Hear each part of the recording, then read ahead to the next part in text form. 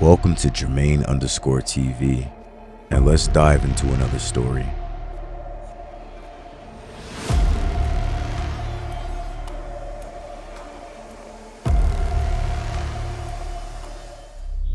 The summer sun beat down on the blacktop of a single-lane road, winding into the Arkansas hills, radiating in waves of shiny vapor and washing everything in white heat that made Jim Dunham squint.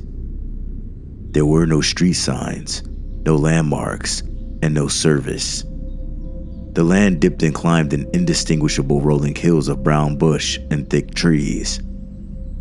He unfolded a map onto the hood of his rental car and traced his finger along the highlighted route. He was used to being lost. A career of researching strange sightings had taken him to far-flung places all over the world. Patience was key. He took a deep breath and swiped away the beads of sweat forming on his forehead. He's been to the Ozarks for 6 weeks, chasing down interviews with Sasquatch witnesses for a new book he was writing on the phenomenon of monster myths in American rural communities.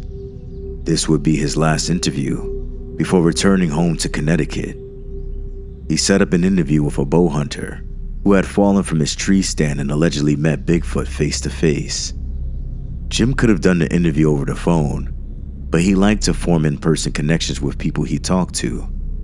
To truly understand the formation of mythology was to understand the setting of its origin. There was invaluable context to be gathered by stepping into the subject's world, to breathe their air, eat their food, and sit in their living room. And so he agreed to make the 45-minute drive to the hunter's home, which was on a dirt road somewhere branching off the main interstate. It ain't on Google Maps or anything like that. But if you got a road map, I can show you how to mark it.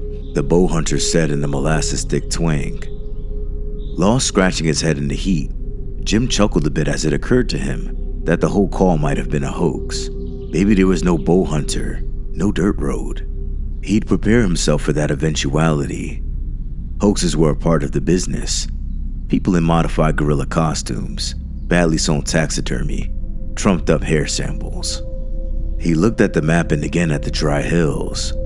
One stray spark, and this entire place would go up, he thought to himself. He entertained his fantasy as he folded up his map and mentally prepared himself for the drive back to his hotel. The sound of an oncoming car caught his attention. A truck turned the corner and pulled up right next to him. It was an old Tacoma, lifted and striped of its bumpers. A sun-worn face poked out of the driver's side window and released a stream of chew spit onto the road shoulder.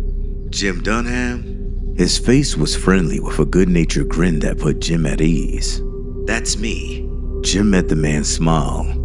We spoke over the phone. I'm Frank. Figured you might get turned around here and decided to come looking. Well, you're just in time. It's a good thing, too. Road gets pretty bumpy up ahead.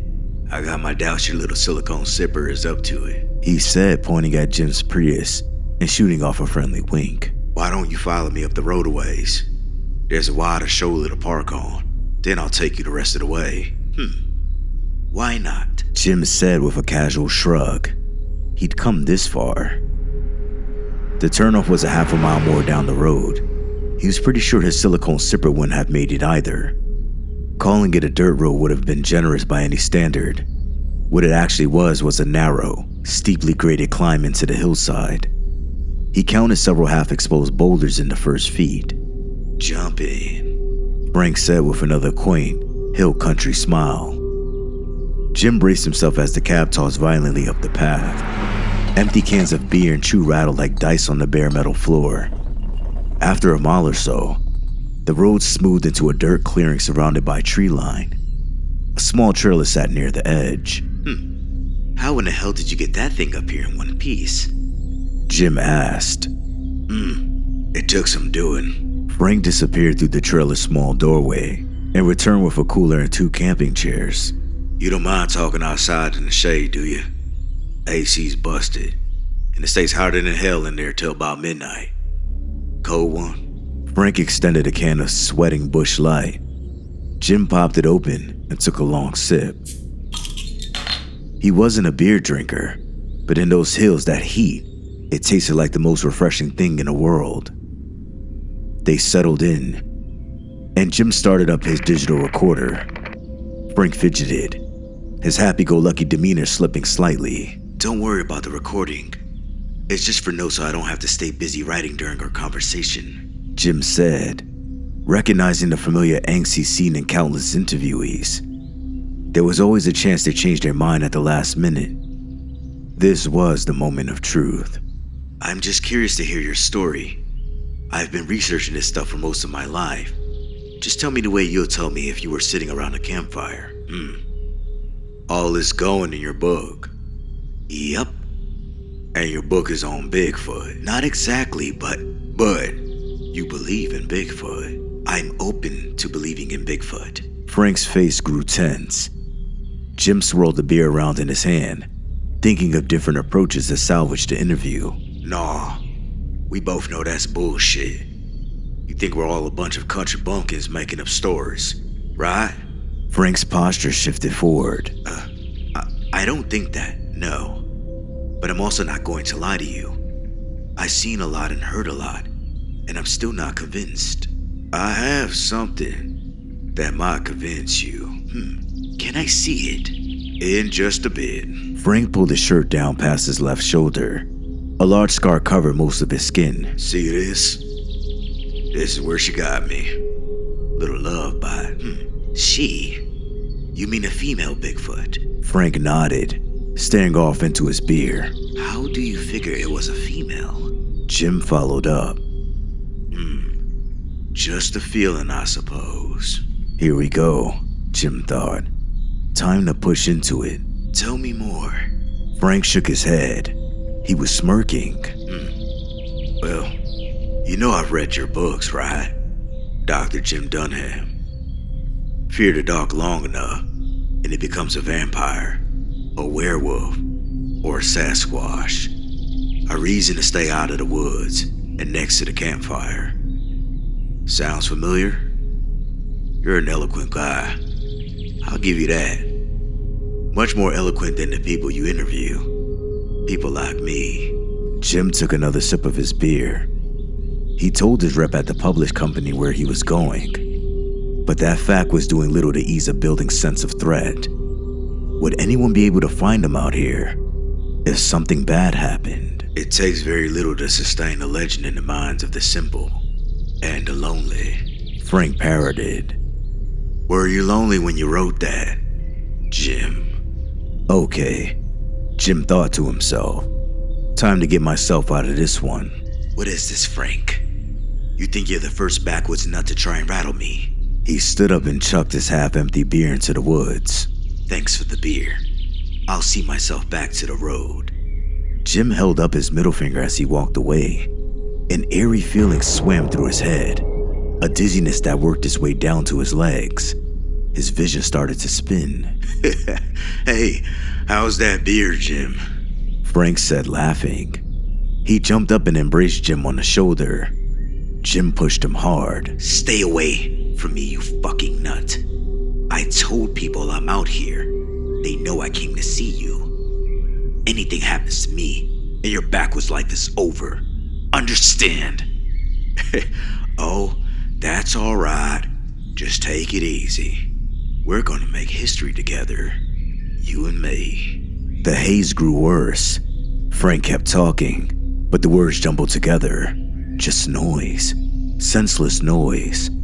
Jim choked back nausea and an urgent need to lie down. His heart raced into his ears as he worked harder and harder to fight gravity.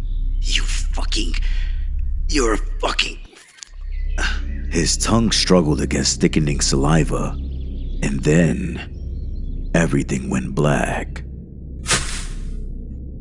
It was the summer heat that came through first, a blur of sunlight that broke into a sensation of head pounding against skull.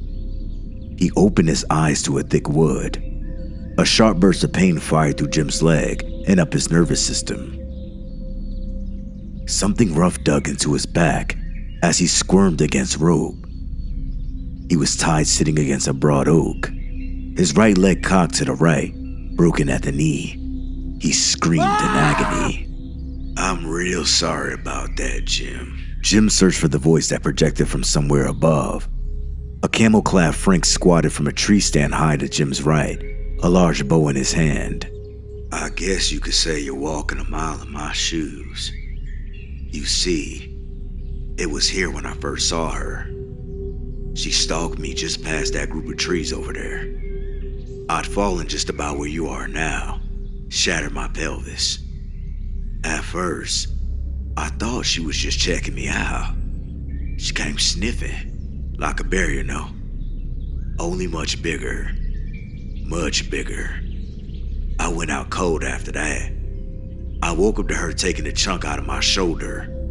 I had an arrow in my hand, so I dug it into her eye.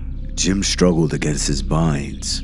Frank, listen. Frank, I'm hurt real bad down here.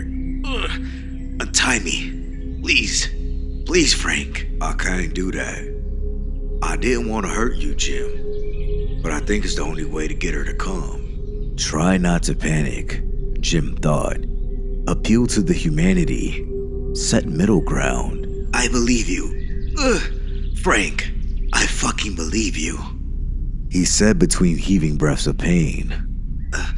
Untie me now, and it all ends here. I won't tell anyone. You can still take it back. Can't. Smart person like you should know better than that. Besides, you should try and appreciate this. You're about to see the very thing you spend your life not believing in. Imagine what a hot shot you'll be around your professor buddies then. No one's got a story like this one. Anger. He couldn't hold it any longer. There's no such thing as Bigfoot, you dumb, backwards, inbred idiot. You were in shock, probably hallucinating. Oh, Jim. You're really setting to hurt my feeling. Tell you what, you sit down there squirming till midnight. If she don't come, I'll untie you and drive you to the nearest police station. I'll go quiet and nice, and you can write your best book yet. Hillbilly kidnaps a professor to use as bait in a Sasquatch hunt. Sounds better than the other shit you've been peddling now. Probably earn you a place on the bestseller list for eternity. I'm gonna kill you for this. You hear me, bastard? I'm gonna watch you die. I'm gonna watch. He was dizzy again, lightheaded. Big talk from the guy tied to a tree. Jim heard as he again lost consciousness. Jim awoke to the darkness and the buzzing of cicadas. The sharp pain in his legs had subsided into an intense, pulsating ache. His eyes adjusted slowly, the outlines of tree stalks taking shape in the dim moonlight that trickled from the canopy above. Frank! He yelled out. No answer. Frank! God damn it, answer me! Still nothing. He took a deep breath. A skunkish smell filled his lungs and almost made him dry heave. It wasn't quite skunk-like. It had a filth to it, putrid like rotting meat. He squirmed and felt a bit of a slack in the ropes. They must have loosened throughout the day. He worked at it with his shoulders until the rope burned against his skin. Stay calm, he thought to himself. Breathe. Try to slow your heartbeat. His vision began acclimating. The shapes of the trees became sharper. He stared into the night and slowed his breath, trying to ignore the smell. A flash of movement caught his attention. A distant silhouette passed from one tree to another, or so he thought. The more he looked, the more movement there seemed to be. Maybe it was nothing. A thick-sounding branch cracked from somewhere ahead. His heartbeat quickened. Adrenaline replaced his aches with rising fear. Frank! He yelled. No answer. He scanned what he could, taking a second glance at a thicker tree about 100 feet away. It looked unnatural compared to the others. A shadowy bulk protruded from its left. Had it been there before? He tried not to blink. It moved. The silhouette rising about 6 feet and stepping out from behind the tree. Jim recalled stories of bear attacks. Brown bears that mauled their victims to near death, buried them, and came back to eat again while the victim was still alive. No, it was much taller than a bear. The shadow disappeared into a group of trees to his left. The foul smell grew in intensity. Jim waited in complete stillness. Another branch snapped to his left. The ominous shadow stood distant. He could make it out better than before. It stood at least a dozen feet tall, maybe taller. All shapes of monsters flooded his imagination until there was only one. Frank said that the thing he saw had stalked him. Is that what it was doing now? Was this really happening? He watched it carefully, looking for any signs of motion. Were his eyes playing tricks on him? He adjusted his back slightly to get a better view. The sudden movement caused the thing to jump back and crouch. It was fast, graceful even. He'd always imagined Bigfoot moving in slow, hulky strides like a clumsy gorilla in a badly shot video. This was not that. He thought back to bear encounter stories. Yell, try to make yourself look big, someone had told him once. He yelled. The thing kept still in its crouched position. He yelled again, louder and louder until his head ached. Whatever it wasn't bothered. He leaned forward against the ropes and rocked his shoulders. A little more slack, a little more burn, not a lot of hope. The thing stood and stepped 2 strides closer. He kept rocking. The ropes gave slightly with every movement. He focused all of his energy. Little by little, the enormous figure approached. Its movements grew less cautious and slow. Jim tried not to look away. It seemed to move more when he looked away. The pain in his leg grew sharper. Each shift against the ropes made it worse, and he had to grit his teeth to keep from yelling. Then the thing charged towards him.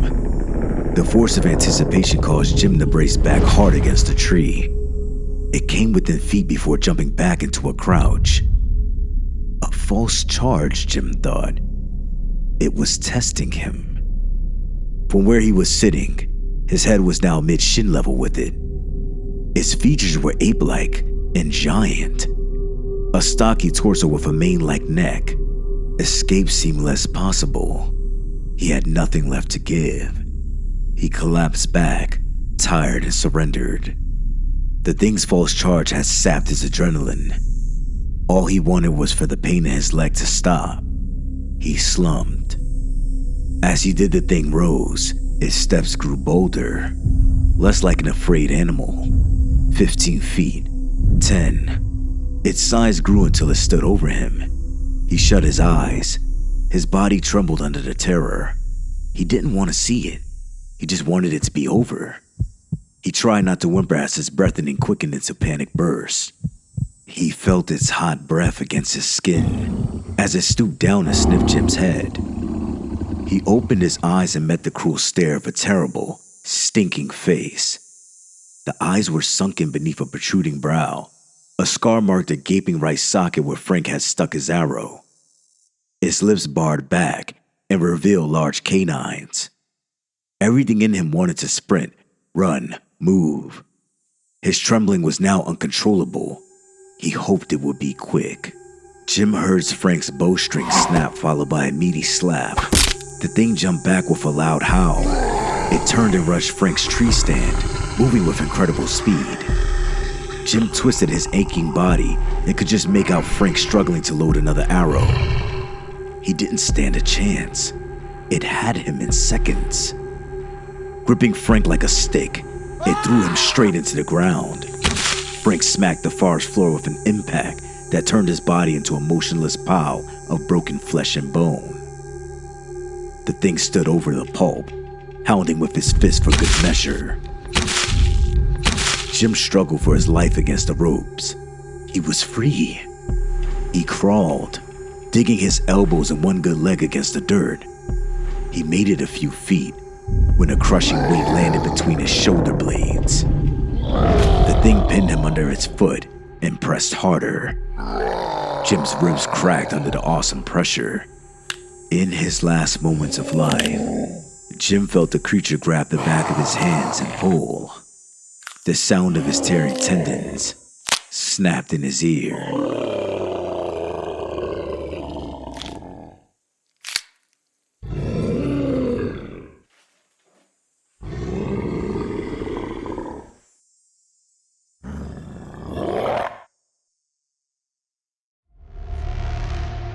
This concludes our story. Thank you for listening. I hope you enjoyed the content. Please like, comment, and subscribe, and I'll see you in the next video. Bye.